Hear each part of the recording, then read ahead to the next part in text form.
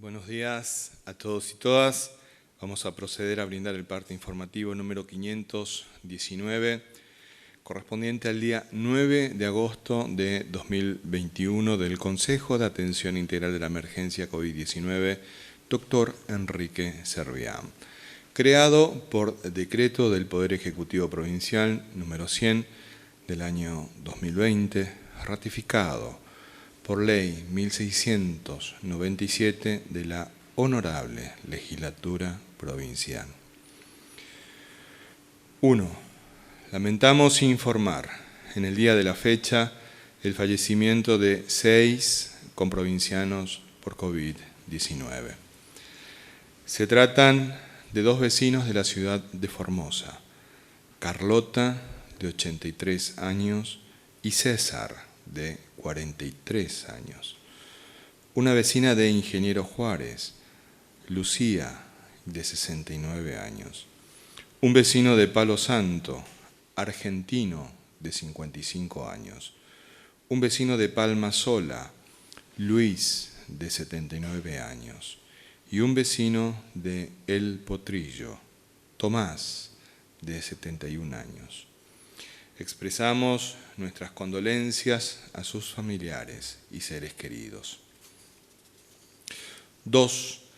En las últimas 24 horas se han realizado 4.728 test de vigilancia y búsqueda activa de casos, arrojando 163 de ellos resultados positivos a coronavirus, lo que representa un índice de positividad del 3,4% en personas de entre 1 año y 79 años de edad, correspondiendo a estos casos positivos a Ciudad de Formosa, 52, Ibarreta, 21, Pirané, 19, El Potrillo, 14, Laguna Yema, 7,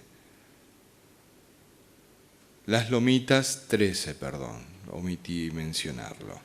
Entonces decíamos, El Potrillo 14, Las Lomitas 13, Laguna Yema 7, El Chorro 5, 4 casos en Palo Santo y Riacho G, Pozo del Tigre 3, 2 casos en Villa 213, Comandante Fontana, Clorinda, El Colorado y Herradura.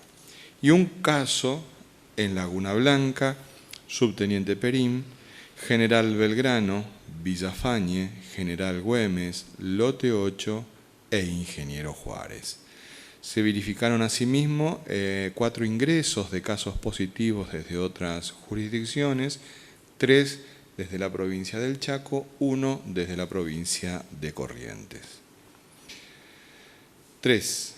En el día de la fecha se dará de alta médica a 271 pacientes recuperados, que corresponden a 34 localidades de todo el territorio provincial. 4. Los datos acumulados de la provincia al día de hoy son los siguientes. Total de casos diagnosticados, 59.590. Total de pacientes recuperados, 55.519. Total de casos activos, 2.920. Fallecimientos por coronavirus, 1.098. Casos en tránsito con egreso de la provincia, 53. Cantidad de test realizados a la fecha, 935.968. Esto representa una positividad acumulada del 6,37%. 5. Los números de las últimas 24 horas relativos a la tarea preventiva que lleva adelante la policía en toda la provincia son los siguientes. Ingresos de camiones de carga, 475 camiones de carga. Ingresos a la provincia, 789 vehículos y 1.687 personas. Control en la vía pública, 8.539 personas y 4.697 vehículos. Infracciones, 10 vehículos y 56 personas por incumplimiento de medidas sanitarias. Fiestas privadas intervenidas, 5. 6. Avanzando en la campaña de vacunación contra el COVID-19, informamos que ayer recibieron la vacuna los adolescentes de 12 a 17 años con factores de riesgo residentes en la ciudad de Formosa. Recordamos que el próximo domingo 15 se vacunará a esta franja etaria con factores de riesgo en toda la provincia. Instamos a que las familias escriban a sus menores de 12 a 17 años con factores de riesgo en el portal www.formosa.gov.ar/coronavirus. Por su parte, en el día de hoy se está completando el esquema de vacunación de los residentes en la ciudad de Formosa de las clases 1963 y anteriores que habían recibido primeras dosis de las vacunas Sputnik V y Sinopharm. 7. Con provincianos. Con la jornada de vacunación prevista para el día de hoy, estaremos superando las 500.000 dosis contra el COVID-19 aplicadas en toda la provincia. Habiendo logrado cubrir con primera dosis de vacuna a la población objetivo durante el mes de julio, estamos avanzando aceleradamente con la inmunización de los jóvenes con factores de riesgo y con la finalización del esquema de vacunación con segundas dosis en base a los protocolos aprobados a nivel nacional e internacional, que incluyen la aplicación combinada de vacunas en condiciones de seguridad y que permiten lograr una altísima protección contra el virus. Instamos a la población a concurrir a los vacunatorios cada vez que es convocada, ya que esta tarea que realizamos con unidad, organización, solidaridad y amor es el camino que debemos transitar para dejar atrás los peores momentos de la pandemia. Más unidos que nunca, más firmes que nunca, en Formosa no se rinde nadie. Este ha sido el parte informativo número 519 del Consejo de Atención Integral de la Emergencia COVID-19, doctor Enrique Servián. Y qué importante es que esa luz de esperanza que el año pasado se encontraba tan lejos y que fuera militada en contra por nuestra oposición, hoy es una realidad concreta. La cobertura que hemos alcanzado con primera dosis sobre la población objetivo es altísima y estamos avanzando, sí, también con la segunda dosis. Esto nos hace pensar de que todo es posible alcanzar trabajando, como nos lo dice el parte, con unidad, organización, solidaridad y amor, para profundizar este aspecto tan relevante como lo es esta formidable campaña de vacunación. Nuestra compañera de trabajo, nuestra directora de establecimientos de primer y segundo nivel del Ministerio de Desarrollo Humano, la doctora Cristina Mirazú. Doctora. Muchas gracias, doctor. Buen día a todas y todos.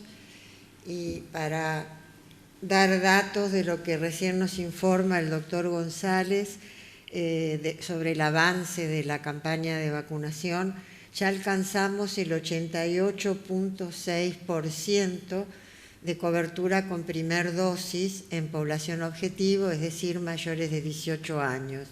Y estamos en el 32,7% de la segunda dosis. Con respecto a la jornada de ayer, que fue una jornada de mucho optimismo porque se pudieron vacunar los jóvenes, las chicas y los chicos de 12 a 17 años. Ahí se ven imágenes en la placa, jóvenes con factores de riesgo, donde, bueno, creo que sobre todo los padres o los tutores que acompañaron eran los que expresaban todavía más alegría que los chicos que tenían que recibir el pinchazo. Y con lo que se hizo ayer alcanzamos a 3.596 jóvenes inmunizados, protegidos, jóvenes con factores de riesgo. En el día de hoy, estas son algunas imágenes, se está vacunando en los distintos establecimientos que se anunció ayer a las clases 63 y anteriores, con segunda dosis de Sinopharm y segunda dosis de lo que corresponde a Sputnik. O sea, ya se está aplicando la combinación de vacunas que el 26 de julio fue validada por la Comisión de Expertos a nivel nacional con la Comisión Nacional de Inmunizaciones, y fueron aprobadas las combinaciones de primer componente de Sputnik con la vacuna AstraZeneca, o la combinación de Sputnik 1 con segunda dosis con Moderna, en forma indistinta, con la misma efectividad, sin riesgo. Incluso hay algunos que hablan de que con mayor efectividad. Y esto, si bien se aprobó, se validó a partir del 26 de julio en nuestro país, ya se venía aplicando en otros países como Italia, como Alemania. La misma primer ministra Merkel fue la que se vacunó con combinación de vacuna en la segunda dosis. Así que bueno, esto son los avances que se van teniendo, y en esta lucha acelerada por proteger al máximo a nuestra población con todas las posibilidades y recurriendo a todas estas posibilidades que nos dan con validación científica. Muchas gracias. Muchas gracias a usted, doctora, y eso es importante. El dato científico que nos acaba de brindar y exponer con una pantalla aclara muchas dudas de muchas personas.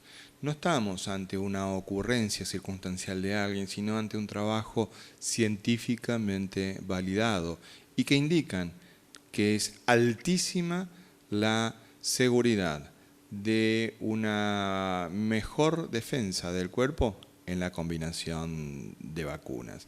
Todo ha sido estudiado, es seguro, no hay ningún tipo de inconvenientes, más que los propios de una campaña electoral en el que los desinformadores de la prensa partidaria están trabajando a full.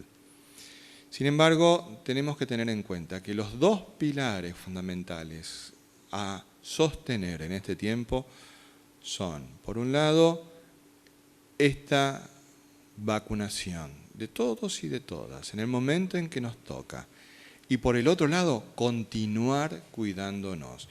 Es lo mejor para salir juntos y juntas, todos unidos y unidas, de esta situación. ¿Por qué? Porque nos consideramos una gran familia, y como tal nos importa y mucho cómo se encuentran cada uno de nuestros comprovincianos que en este momento están cursando la enfermedad. Con esta información y otras más, nuestro compañero de trabajo, nuestro médico infectólogo, el doctor Julián Emilio Vivolini. Doctor. Muchas gracias, buenos días, saludos a todos y a todas.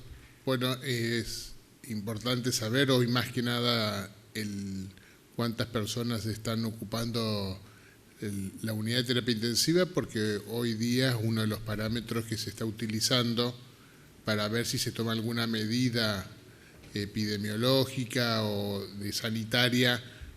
Es un parámetro más que uno debe tener en cuenta. Cuando más casos hay y pueda saturar el sistema, se recomienda tomar ciertas medidas para tratar de evitar la sobresaturación.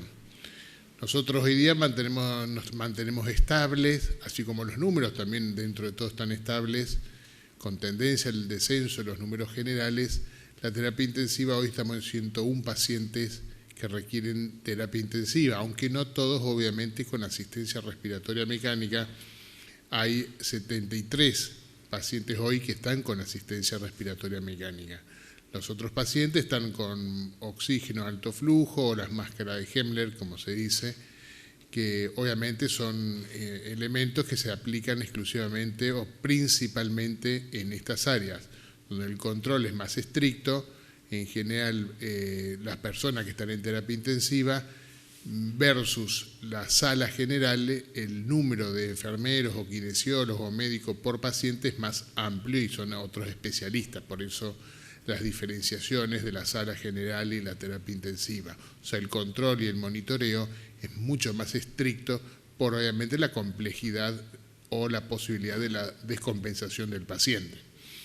En estos casos, estos 101 están concentrados casi el 100%, no todos, pero la gran mayoría están en el Hospital Evita y el Hospital de Alta Complejidad, aunque también tiene algunos del Hospital Central todavía, y el Hospital de Clorinda también tiene 2 pacientes que están en terapia.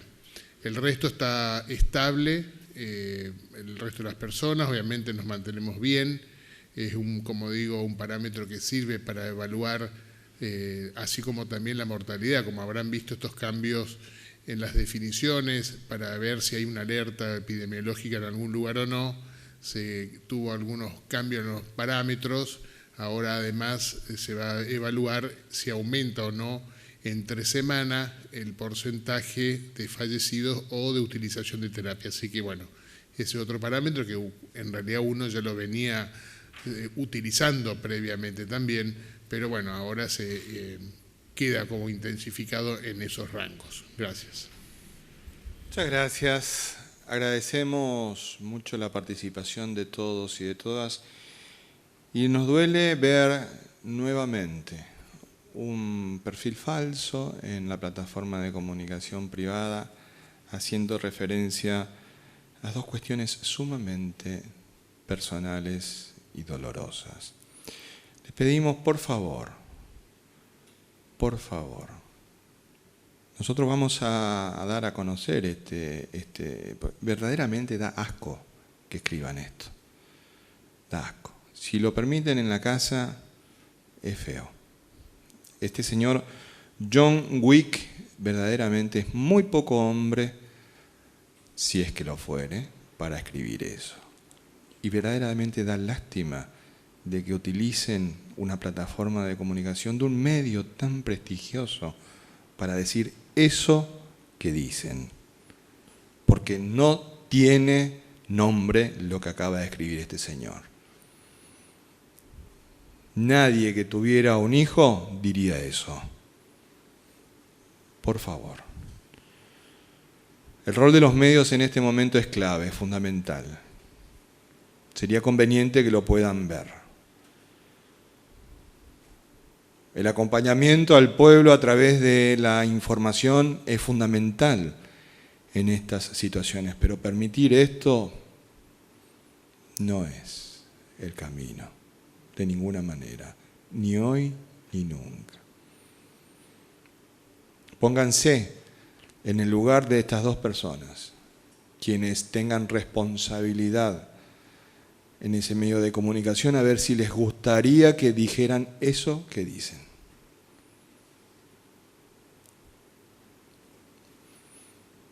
Vamos con las preguntas de los señores y de las señoras periodistas. Muy buenos días. La primera pregunta es de Javier Ruiz, Radio Nacional Formosa, Radio Nacional Las Lomitas. ¿Qué detalles nos pueden dar sobre la detención de un ex policía y el allanamiento en un domicilio por no cumplir los protocolos sanitarios?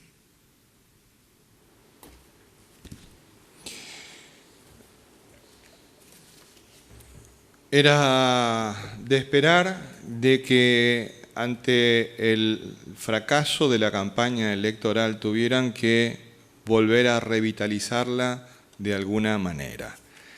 Esto es campaña electoral. La situación es la siguiente. El día 7 de agosto ingresa a la provincia una persona. En realidad ingresan 2 personas en un vehículo a la 1:45 de la mañana por el paso de Mansilla. 2 señoras que ingresan ahí, hacen el hisopado, aceptan los controles de ingreso a nuestra provincia, los protocolos, y una de ellas da resultado positivo a coronavirus. Entonces tenemos una situación, un resultado positivo y el otro, obviamente, por haber venido viajando en el mismo vehículo sin las condiciones de protección, es un contacto estrecho.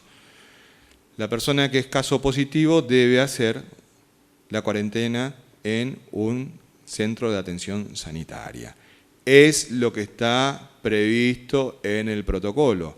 Esta persona, de 34 años, no tenía ninguna de las excepciones que está contemplada en el protocolo de ingreso a la provincia de Formosa y que ha sido avalado por la justicia. La otra persona tiene que hacer la cuarentena domiciliaria por ser contacto estrecho y hacerse los controles de hisopados a los días correspondientes. Es acompañada a este vehículo hasta el Hotel Plaza, donde debía quedarse esta persona que es caso positivo, a lo cual se niega. Quería ir a la casa de la hermana.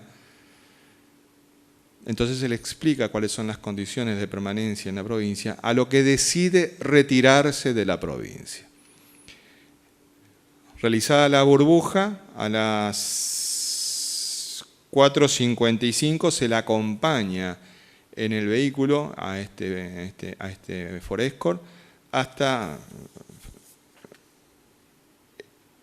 EcoSport, hasta Tatané, debiendo continuar esta persona hasta Mansilla, para de ahí salir de la provincia. Sin embargo, revisado que fuera el sistema, no aparece la salida de la provincia de esta persona a la cual se había comprometido. Ante esa situación, la policía se presenta en el domicilio de esta persona, positiva ella, en el barrio San Pedro, donde la encuentran con otra persona más. Ya había sido contacto estrecho de una persona con la que viajó, más ahora ya estaba con otra persona de 19 años en su domicilio. Otro contacto estrecho. Negándose a esta persona porque habló por teléfono con una persona que dijo llamarse Martínez, que trabaja con la doctora Neme. Nicolás Martínez, que trabaja, es lo que manifestó en la comunicación puesta con altoparlante, por lo tanto ella se niega a cumplir los protocolos sanitarios de la provincia de Formosa que están destinados a cuidarnos entre todos y todas. Ante esta situación, interviene la justicia. La justicia dicta la orden de allanamiento número 91/21, que es el sumario, en el marco del sumario de prevención número 440/21 de la Comisaría Cuarta, es infracción al artículo 205 del Código Penal. Y la intervención es del Juzgado de Instrucción y Correccional número 3. Se ejecuta la orden de allanamiento ante la negativa de esta persona de dar cumplimiento a los protocolos sanitarios de la provincia de Formosa. Por lo tanto, ya tenemos 2 situaciones distintas. Uno, el caso positivo, judicializado y con la intervención de la justicia. Y después tenemos 2 contactos estrechos. Uno, la persona de 19 años que queda en el domicilio del barrio San Pedro, y la otra persona, que aparentemente sería la madre del caso positivo, ya está en otro domicilio que a su vez ya hay contactos de contactos. Entonces tenemos que tener toda una cobertura sanitaria. Esos son los hechos. Hay intervención de la justicia. Ahora bien, quienes somos profesionales del derecho, porque alguna vez estudiamos abogacía, sabemos que las cuestiones judiciales hay que ventilarlas en los tribunales ante los jueces. Sin embargo, ante la bajada de los números de visualizaciones, de los likes, porque ahora se entiende aparentemente de que todo pasa por las redes sociales, un abogado molesto por esta situación, aparentemente, porque es el mismo abogado que fungió de productor de TN cuando el caso de las embarazadas wichí que estaban en el monte y que formó parte de esa maniobra, este señor, que también ya avisa que va a ser candidato, empezó una recorrida, un raid de recorrida. Primero fue a la comisaría cuarta, ahí a los gritos, empezó a los gritos, a maltratar a las personas que estaban en ese lugar. De ahí se fue a la jefatura de policía, continuó, arrancó a las 4 de la tarde, después siguió a la jefatura de policía, después fue a mi casa, domingo, la sobremesa es larga, déjenme un día dormir la siesta, al menos, domingo. Se prendió por el timbre. Yo sinceramente, les soy sincero, ni escuché. Bueno, se ve que se enojó porque no la atendieron. De ahí fue al domicilio del gobernador y bueno, ahí se interviene, atento a la actitud que estaba teniendo esta persona. Están todas las causas en trámite, con intervención de la justicia. Inmediatamente se genera el hecho mediático que fue buscado desde el inicio, porque esto fue buscado. Esto fue buscado. Entonces, automáticamente aparecen las cámaras y las redes sociales en la comisaría tercera. Y ahí se inicia otra causa. Entonces, vemos cómo nuevamente se tiene que generar, ante la caída fuerte de la falta de inserción popular de una determinada candidatura, este tipo de situaciones. No es nada más que eso. Porque cualquier abogado, por mediocre que sea, sabe que con un simple habeas corpus, inmediatamente la justicia interviene y determina si la persona está o no detenida o dónde está esta persona. No buscó eso. Buscó las luces de la atención pública, lo cual logró y fue algo muy, muy llamativo, ¿no? Un domingo que funcionó nuevamente en nado sincronizado. Hasta que de golpe y porrazo desaparecieron los medios de la red partidaria y la dejaron sola de nuevo a la concejal. Y tengo que decir esto porque esto es campaña. Esto es campaña, porque automáticamente ya aparecieron también otras responsables que manifiestan que van a venir a Formosa, entre ellas la diputada Frade. La diputada Frade, responsable de lo que nosotros los formoseños estamos viviendo. Cuando veamos que los 1098 fallecidos tendrían que haber estado acá, tenemos que acordarnos quién emprendieron la mecha de todo este incendio. Y la diputada Frade es una de esas personas. Están en campaña, siguen en campaña, nunca dejaron de estar en campaña. La vida les importó muy poco, militan la muerte.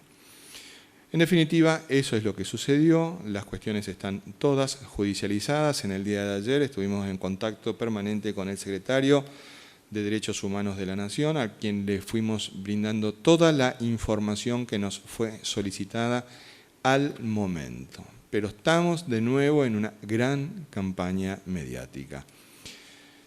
Nosotros entendemos la desesperación de algunos candidatos y candidatas, pero no es la manera de hacer política esta, no es la manera de buscar resultados, no es. La construcción no pasa por ahí, pasa por otro tipo de gestiones. En fin, cada uno elige dónde va a estar parado. Pero simplemente ocurrió esto que acabamos de relatar. No hay nada más, no hay nada más. Busquemos por donde busquemos, no hay nada más. No hay nada más. Y eso de que estaban desaparecidos, mentira. En todo momento estuvo el juez al tanto de la situación. Todo un montaje mediático en las redes sociales.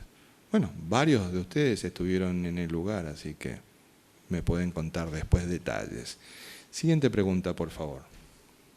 Esta pregunta es de Hernán Salinas, Diario La Mañana, Radio Viva.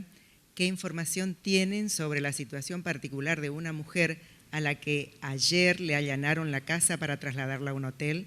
La familia de la joven denuncia que hubo violencia de parte de los efectivos que realizaron el procedimiento. Es el caso que hablamos. La señora está cómodamente instalada en el centro de atención sanitaria del Hotel Howard Johnson. Está molesta, está enojadísima. No quiere recibir atención médica, sanitaria. La verdad es que es una preocupación que no quiera recibir esa atención médica y sanitaria. Es necesario que todos nos cuidemos. Esta situación está prevista en los protocolos, no hay ningún tipo de situación que no pueda ser explicada. Y es una lástima que hayamos llegado a esta situación. Pero tenemos que cuidarnos entre todos. Tenemos que cuidarnos entre todas. No podemos llegar a esto. Nos está costando bajar la curva de contagios. Todos los días informamos. Todos los días informamos. Fíjense que hoy de casos activos tenemos 2.920. 2.920. ¿Cuánto tiempo nos está costando bajar la curva de contagios? La curva de casos. Hemos llegado a tener más de 5.000 casos activos. Hoy estamos en 2.920. Fíjense todo el esfuerzo que nos está requiriendo. Es simplemente para cuidar la salud y la vida. No es una cuestión de egoísmo individual de que yo quiero tal o cual cosa. Los intereses individuales deben ceder en determinadas circunstancias ante el bien común. Y el bien común en este tiempo y en todos los tiempos de cuidar la vida es cuidar la vida. Está en el Howard Johnson, tampoco está mal. Siguiente pregunta, por favor. Esta pregunta es de Ángel Blasich, Diario Norte Formosa, para el ministro González. Fuentes policiales afirman que este fin de semana hubo fiestas privadas clandestinas, pero hubo una donde la fiesta clandestina se hizo en la casa del senador nacional Luis Naidenov. ¿Cuál es la versión oficial sobre esa fiesta clandestina? Nosotros hemos tomado como Consejo de Atención Integral de la Emergencia COVID-19 no hablar de casos concretos. Nosotros hicimos un compromiso porque no nos parece adecuado este tipo de ventilar este tipo de situaciones así. No, verdaderamente no corresponde. Cada uno es grande, es adulto y sabe cómo debe actuar ante las situaciones que nos plantean la pandemia. Lo que sí estoy plenamente seguro de que esos que estuvieron gritando de las fiestas en Olivo no van a decir nada ahora. Cada uno es dueño de manejarse y también es responsable de las consecuencias de que su accionar conlleva. Siguiente pregunta, por favor. Esta es la última y es de Alicia Lucena, La Informativa. En una entrevista en un medio local, el ex juez Fernando Carvajal realizó fuertes acusaciones sobre el autoritarismo del gobierno provincial, sobre las decisiones sanitarias tomadas por este Consejo. Denunció públicamente ausencia de los 3 poderes del Estado, agravamiento del sesgo autoritario del gobierno. Ahora bien, ¿quién está haciendo campaña con los más de 1000 muertos? Si usted, ministro, dice que eran evitables y el ex juez no se hace cargo de ellos.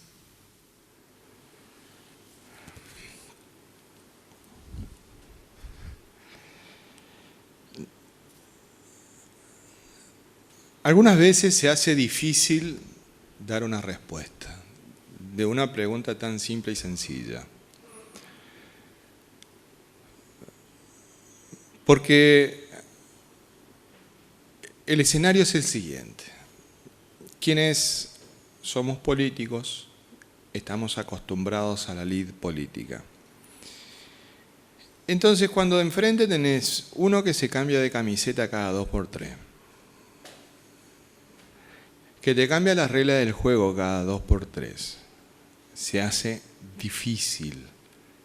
Se hace difícil. Sin embargo, la deontología profesional, es decir, una rama de la ética, para que seamos más precisos, es clave en el análisis. Y yo no puedo soslayar, leí esa entrevista, quiero confesarlo que leí, me pareció, bueno, en la página par estaba la concejal candidata y en la página impar estaba el ex juez candidato. Sí, salió en una edición papel. Y digo esto de la ética porque lo hizo referencia ese candidato. Ese candidato hizo referencia, está en un medio digital, en Clorinda, dijo: los políticos no estamos solamente regidos por normas legales. Textual, porque está entrecomillado de Noticias Formosas. Los políticos no estamos solamente regidos por normas legales. Estamos también necesariamente regidos por normas éticas. Bien, fin de la cita, textual. Fernando Carvajal. Fin de la cita. Ustedes saben que para estas cuestiones, quienes nos gusta leer, leemos. Y tenemos oportunidad de discutir con muchos colegas de este tipo de cuestiones. Entonces, si este señor dice de que le parece canallesco hacer una campaña electoral con los muertos, y después en el texto de la entrevista dice de que los muertos son de la pandemia, no podían evitarse. Yo le quiero decir, ¿cómo hicimos los formoseños para que durante en el año 2020 tuviéramos un solo fallecido? Y que ahora tengamos que tener 1098 comprovincianos fallecidos. Explícame un poco. Que eran consecuencia de la pandemia y que la pandemia era inevitable. Como nota ciertamente muy interesante, que la reproduce, si bien tiene algunos días recién ahora, discutieron algunos plumíferos respecto de que los países con mejor ratio en la pandemia estaban gobernados por mujeres. Ahora, revisa un poquitito las políticas públicas que tuvieron esas mujeres en sus estados y te darás cuenta que son las mismas que aplicábamos nosotros durante el año 2020. No es simplemente, tiene mucho que ver, sin lugar a dudas, la cuestión de género en cuanto al cuidado, que es lo que nosotros venimos diciendo siempre. Son más cuidadosas de la salud y la vida, pero también hay que darle la razón al gobernador cuando decía que había que cuidar la vida. claro, allá está bien, acá está mal. Entonces, ¿quién hizo campaña con los muertos? ¿Quién hizo campaña con los muertos? Si nosotros en un primer momento dijimos que era difícil. Entonces se hace difícil discutir porque ese señor que dijo eso es uno de los responsables. Este ministro le venía diciendo el año pasado, y se enoja cuando digo que es el autor del Estatuto Legal del Contagio. Y es el autor del Estatuto Legal del Contagio. Cuando escribía que era un humilde juez de frontera. Yapú. Fíjense ustedes, por ejemplo, de que el humilde juez de frontera, que se fue un 17 de octubre, como menciona ahí en el final del libro, que hace todo un desarrollo autobombo del último día de trabajo en la Justicia Federal, acá en la calle Mitre. Inmediatamente, después que se fue acá, le dieron lugar en Sáenz Peña. Y el 2 de julio de este año, presentó la renuncia. Y el día 5 de julio del 2021 se la acepta a la Cámara con efecto a partir del 12 de julio. 12 de julio. El 24 cerraba la lista de la inscripción de candidatos. Y me va a decir de que no. Lo interesante es que el Picarón solamente presentó su renuncia como juez de Sáenz Peña, pero no dijo nada de su cargo en la lista de subrogancia, de jueces subrogantes. Si pasa, pasa. Y eso no es ético. Entonces, el día 27 de julio, la Cámara Federal tuvo que hacer lo que correspondía. O sea, lo bancaron tanto y encima le viene a hacer esta chanchada. Entonces, de oficio, la Cámara Federal, el día, 27 del mes de julio, la Cámara de Oficio, en el punto 3 de la acordada extraordinaria número 1821, lo que tuvo que hacer la Cámara, en el considerando 3 dice que es de público notorio conocimiento que el doctor Carvajal ha encarado una actividad política en el ámbito de la provincia de Formosa, publicitándose su precandidatura al cargo de diputado nacional por dicha provincia. En ese marco, y atento a la incompatibilidad que surge del artículo 8, inciso E del RLJN, deviene necesaria su exclusión en adelante de todo sorteo o designación como conjuez o juez subrogante para la jurisdicción de esta Cámara Federal, procediéndose a la eliminación de la bolilla número 3 asignada oportunamente al nombrado para futuro sorteo, bla, bla, bla, bla. Lo limpian de la lista de conjueces. Pero fíjense qué picardía. Pero no queda ahí la cosa porque vamos a hablar de ética. Perfecto. Él dijo que los políticos no estamos solamente regidos por normas legales, estamos también necesariamente regidos por normas éticas.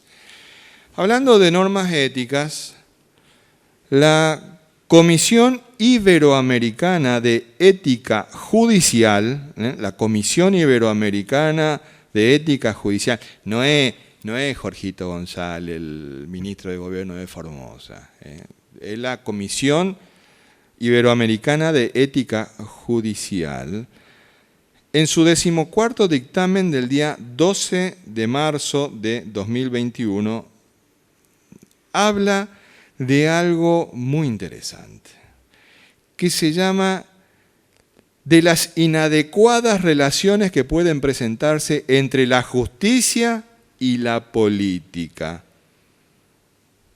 De las inadecuadas relaciones que pueden presentarse entre la justicia y la política. Cuando yo leí esto, no podía creer, parece que sabían. En el punto 2 dice, habla de un fenómeno que tiene que atender.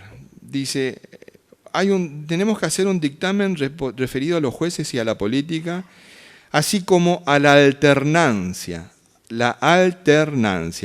entre el desempeño de la judicatura y el ejercicio de la abogacía, denominado puerta giratoria. Ese fenómeno lo conocen como puerta giratoria, igual que la que tiene el juzgado federal adelante. Puerta giratoria. Y en el punto 2 dice, como puerta giratoria se conoce el fenómeno por el cual se produce una circulación sin obstáculos entre los altos cargos de los sectores público y privado, así como entre la política y la justicia. Estos movimientos se producen en varios sentidos. Explica ahí alguna y dice, por último, dice, o desde el Congreso y el Gobierno Nacional hacia las altas cortes y viceversa. O sea, cuando pasan de un lugar al otro. ¿Sí? Esto genera ciertos conflictos serios, conflictos de intereses entre los objetivos que debe perseguir una administración de justicia. Se tiene que garantizar la imparcialidad absoluta del juez, no solamente esa imparcialidad debe ser real, sino también debe ser aparente, por lo menos cuidar la forma. Dice, en el punto 9 del dictamen, dice, cuando un político de oficio se infiltra en la justicia, lo normal es que prontamente quiera regresar a la política y utilice su cargo judicial para ese propósito. No se puede esperar nada distinto de quien no se identifica con el alma de la toga y vislumbró la judicatura como un trampolín para ascender en su carrera política. ¡Caramba! No lo dice Jorgito González, lo dice la Comisión Iberoamericana de Ética Judicial. Entonces, si nos va a hablar de ética, me parece que tenemos mucha tela para cortar. Y así es interesantísimo este dictamen. Fíjense, el Código Iberoamericano de Ética Judicial establece en su artículo 4, la independencia judicial implica que el juez le está éticamente vedado participar en cualquier manera en actividad política partidaria. Desde un principio nosotros decíamos, esto es partidario, los que están presentando en la justicia federal del juez subrogante es partidario. Lo dijimos, lo alertamos. No estaba todavía este dictamen de la Comisión Iberoamericana de Ética Judicial. Es de marzo de este año.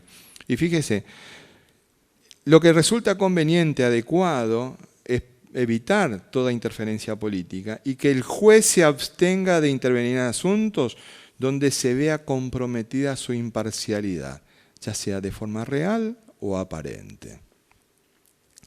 Tal sería el caso si un juez proviene de la actividad política y le corresponde decidir un litigio donde fuera parte algunos de sus miembros. ¿Por qué? Porque un observador razonable tendría motivos fundados para dudar de su imparcialidad. Nosotros lo dijimos y se confirmó, no era imparcial el juez subrogante, era parcial. Bueno, en internet lo pueden conseguir, es el 14º dictamen del 12 de marzo del 2021 de la Comisión Iberoamericana de Ética Judicial. Nosotros no hacemos campañas con los muertos. Señor juez, quien hizo campaña para que esos muertos estuvieran fue usted. Y ahora está tratando de cosechar aquello que sembró en su momento. Vamos con algunas de las preguntas que nos han formulado. Muchos de los que están con dudas respecto de la vacunación. Herme Romero dice: doctor González, disculpe, yo quiero saber dos cosas. Uno, ¿cuándo se le va a aplicar la segunda dosis de Sputnik a los pacientes con comorbilidades acá en Formosa Capital? Y el otro es, ¿cuándo se vacunará a los adolescentes de 12 a 17 años? Porque quisiera que mi hijo de riesgo y mi hija adolescente se vacunen. Bueno, Herme, si tenés un hijo de riesgo, por favor, inscribilo en la página www.formosa.gov.ar /coronavirus y va a estar ahí. Con respecto a las dos preguntas, vamos a pedirle a nuestro compañero Julián Emilio Vivolini que las responda. Doctor. Sí, con respecto a las segundas dosis, se está planificando, obviamente, se está haciendo no solamente acá en Ciudad Formosa, también se tiene que aplicar en otras localidades, así que se está haciendo un cronograma tentativo. Lo que pasa es que no se publicita las fechas tentativas, ya que como es tentativo, después si no se puede completar porque no llegan las dosis suficientes, entonces se puede malinterpretar. Por lo tanto, está planificado. Lo que pasa es que dependemos obviamente de las dosis que vayan llegando. A medida que vayan llegando las dosis, en base a esa disponibilidad, se da fecha determinada. Por eso hacemos hincapié, estar atentos a las publicaciones en las distintas redes y en el parte de cuando salen las fechas fijas y los lugares que ya se designan para la vacunación determinada para el grupo determinado, sea por factor de riesgo, sea por segunda dosis, sea por primera dosis, etcétera. Tenemos a tantos usuarios y usuarias que nos dan palabras de aliento y agradecimientos. También ahí ya lo tenemos a uno de los tantos desinformadores profesionales que hay utilizando otra red, teniendo las redes de sus medios de comunicación, como lo le da, tiene que ir a otra red privada y encima da instrucciones de lo que tiene que hacer la dueña de ese medio. Así que, bueno, se confirmó, son desinformadores, son medios partidarios. Es muy interesante la cobertura que hicieron el día de ayer. Ojalá alguno se ponga a estudiar el rol de algunos medios partidarios en la movilización de ayer. Es muy interesante. Fuera de micrófono podemos hablar con ustedes para analizarlas. Lo de Herme ya está contestado. Mucha gente, doctor, no quiere vacunarse con la combinación de vacunas. No hay seguridad, manifiestan los desinformadores. Sí, a ver, no es solamente Formosa que ha decidido combinar, no es solamente la Argentina tampoco. Ya lo está haciendo otras partes del mundo. Vuelvo a insistir, o siempre hacemos mención, el ejemplo más claro es Angela Merkel, la cual está a cargo de todo lo que sea la presidenta, por decirlo así, de Alemania. Ella combinó las dosis. Las primeras combinaciones arrancaron justamente en Europa, porque ellos obviamente prefirieron hacerlo eso, tienen estudios un poco más avanzados. Nosotros también se hizo, me refiero, no es que yo hice el estudio, sino en la Argentina también se hicieron numerosos estudios, que bueno, en base a todos esos conocimientos se puede combinar. Estamos dando el Ministerio de Salud de Nación junto a la Comisión Nacional de Inmunizaciones, que es un grupo de expertos, de profesionales que saben muchísimo, que se dedican a este tema, dan el ok, o sea, dan la aprobación para la combinación. No se va a ofrecer una combinación que no tenga las garantías de seguridad o eficacia. Jamás sería algo así, porque al final y al cabo ofrecer un medicamento que no va a funcionar no tiene fin alguno porque no serviría. Justamente queremos que sirva para que esto se termine de una vez o por lo menos se vaya al mínimo de casos. Hay que vacunarse, no hay que perder la oportunidad. Todas vacunas, opción de momento de vacuna es no perder la oportunidad de la vacunación. Recordemos que está la variante Delta, que tiene mayor transmisibilidad, y en los países donde tienen repuntes, donde hay más casos, justamente se debe al caso del Delta. Justamente esta variante está generando algunos rebrotes, como en Estados Unidos, por ejemplo, en el estado de Florida, o inclusive en Israel, bueno, en Europa también, por supuesto, y son principalmente en personas no vacunadas, donde más golpea esto. Por lo tanto, nuestro consejo y recomendación va a ser siempre vacunarse. Siempre la vacuna es fundamental, más que nada en estas circunstancias. Gracias, doctor. Carla Salazar nos dice, mi madre no se ha colocado ninguna dosis todavía porque estuvo realizándose estudios médicos y no estaba autorizada. Quisiera saber si ella puede ir a aplicarse la vacuna en otro momento que vuelvan a aplicar las dosis. Doctor. Sí, habría que ver por qué, en teoría, no estaba autorizada a recibir la vacuna. La contraindicación absoluta son las alergias graves que requirieron internación. Si fue esas circunstancias, bueno, hay que reevaluar y necesita la autorización médica. Salvo esas circunstancias, todo lo demás, no importa la enfermedad, no hay ninguna contraindicación absoluta, salvo esas particulares que dijimos antes. Por lo tanto, no hay que perder las oportunidades. Cuando aparece y se hace el llamado, acérquese. Obviamente, si no tiene ni siquiera la primera dosis, al siguiente llamado le sugiero y le recomiendo que vaya y se pueda acercar al lugar donde se están vacunando. Por último, Adela Araos nos dice, hoy he ido a vacunarme y me sorprendió que las personas que nos vacunaban no utilizaban guantes descartables. Pasábamos uno a uno con distanciamiento obligatorio para que luego nos vacunen sin los protocolos de bioseguridad que debe tener el personal de vacunación para tan delicada tarea a fin de evitar el contagio del virus. Esto debe corregirse. ¿Doctor? Sí. En realidad, el uso de guantes no está indicado para el acto de la vacuna. Para el acto de vacunación, el guante no está indicado.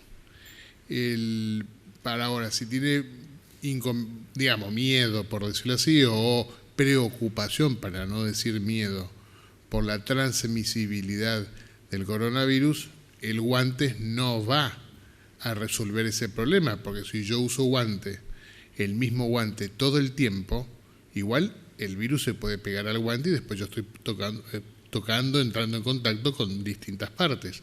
O sea, el guante en sí no resuelve ese problema. Lo que sí resuelve es el uso del alcohol en gel o lavarse las manos frecuentemente.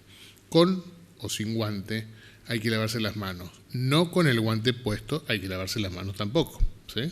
Si yo uso guantes, me tengo que retirar el guante para poder higienizarme las manos. Antes de usar guantes y después de usar guantes. Si es que se necesita usar guantes. Para el acto de la vacunación no es necesario usar ningún tipo de guantes. Muchas gracias, doctor. Agradecemos a todos los que han participado y a todas las que han participado en las distintas plataformas de comunicación. Una vez más, les agradecemos. Los esperamos mañana en una nueva comunicación del Consejo de Atención Integral de la Emergencia COVID-19, doctor Enrique Servián. Que Dios y la Virgen nos cuiden y protejan.